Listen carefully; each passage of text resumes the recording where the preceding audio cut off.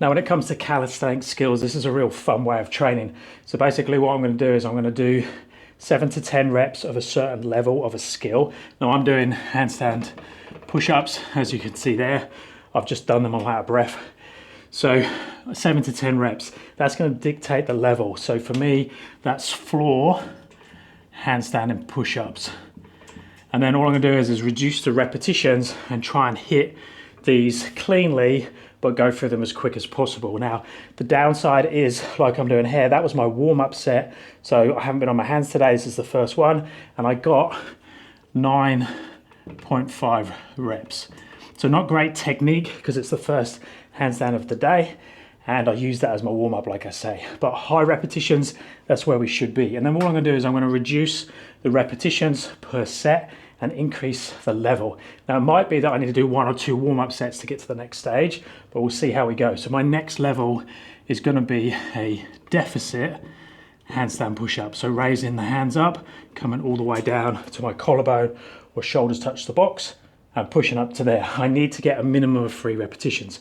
If I don't do that, I have to rest, go again. And then I'm gonna try 90-degree handstand push-up, and then my 0 to 1 rep. So why is it 0 to 1 rep? Meaning that I'm going to push it to my max. There's a potential that I don't get it, or I have to make it slightly easier. So maybe I'm going for a dead press and I have to scoop up big time, or I might have to go into a straddle or something like that to make it easier. But that's going to be my progressions, and like I say, you'll just have to work out what your levels are in terms of the progressions that you can do to the skill that you're training. It doesn't have to be handstand push-ups. It could be press handstand, it could be planches, front levers, muscle ups, chin ups, dips. You can basically do this with any skill, but you just need to know your progression line. Now I harp on about this progression line a lot, but we need to make sure we know the easy drills and the hard drills, and normally the goal is going to be in this direction, so you're shining light while you're training this skill. But it's good to know the progressions all the way through, so then you can drop back and forth depending on what repetitions you're doing or just how your body's feeling on that particular day. Let's go next into the deficit handstand push-ups, and then for this one we do have to go outside because I'm using a deficit, so I need my feet to go higher than the garage roof. So minimum 3 repetitions. It's not going to be the cleanest. Hey.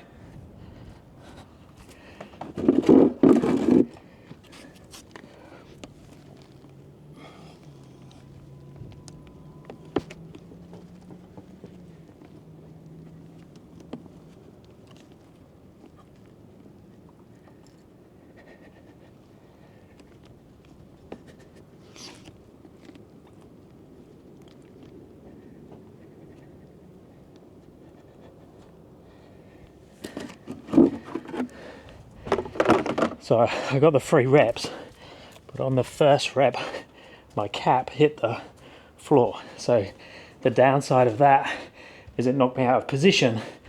So then I had to work on a slightly different variation of balance to hold the position, which probably used a bit of energy up, which meant I needed to grind out that 3rd repetition probably more than I needed to if I kept them clean and just stayed the body as one segment. I did banana out of position a little bit as well. Now remember, when you are doing handstand push-ups, you can use that to your advantage. So learning how to use the banana, take your feet over towards overbalance, scoops you out of the position.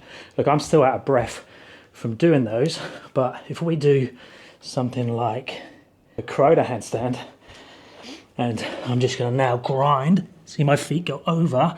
I can't get out of that bottom position, but look, if I do that with my feet, easily scoops me out. So that like falling over with the feet pulls me up into the handstand. And if you can learn how to control that, you can get repetitions when you wouldn't normally get them. So they're definitely not going to look the cleanest, but I managed to get the 3 repetitions. So I'm going to say I got the floor handstand push-up and I've got the deficit handstand push-up. So far, I've only done 9.5 plus 3, so 12.5 repetitions total for this workout. But the intensity is now definitely increasing. Let's see if I can get the 90-degree handstand push-ups. Again, I'm going to try and go in with no warm-up, which is definitely going to equal an ugly repetition, but I'm not worried with this workout. Okay, now, so we don't have any cap problems, I'm going to take it off completely. It's also still really hot, so it's going to give my chance for my head to breathe.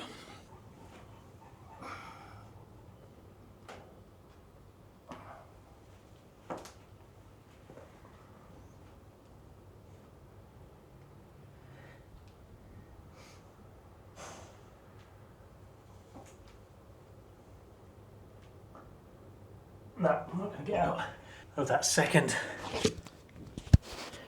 repetition. First one was not the best, and then I held that bottom position for a little bit too long on the second one.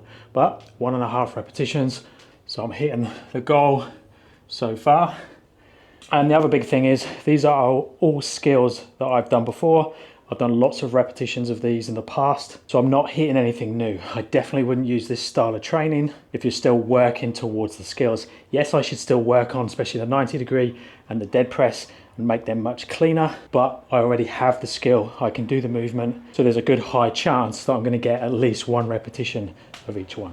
Now, just trying to work out how long to rest between these. It's one of those things that's nearly impossible to put down on paper. So a lot of time when I'm writing programs for people, I don't actually give a specific rest time between sets, unless it's an exercise where they're really good at the movement already, and it's easy to manipulate the repetitions depending on their level of that exercise. If it's an exercise they're still working on, they can do the same movement like a handstand push-up, and it can be 10 times easier because they got the technique right, compared to if they got it wrong and they use up so much more intensity, so much more energy, they're then going to need a much bigger rest than if they got that rep where their technique was perfect.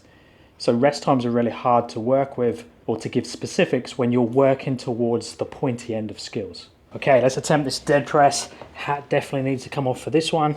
No talking.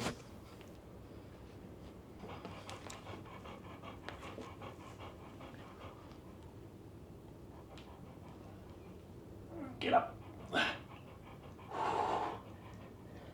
So good example there of getting into a position. Now I'll say that again, I don't know if you heard me because the microphone wasn't on.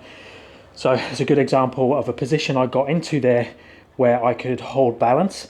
I wasn't sure whether I would get a good push up and not fall out of position. So I just held there for a few seconds, composed myself, got myself in the best possible position, and then pushed out there. So I guaranteed that I got the repetition. So again, not the cleanest, but we'll count that. So now we completed 1, 2, 3, 4 stages with no warm up and no extra sets. Let me look at how long I've been going for. Okay, the video's been going for 15 minutes, so 15-minute workout. I'm going to do a little bit more playing with the 90 degree and dead press, but I'm going to finish the video there. Let me know if you have any questions or feedback or what's your thoughts on this style of workout. Give me a shout if you need a hand with your training. Check out my website, www.paultwyman.com.au, and I'll speak to you in the next one. Thanks, guys.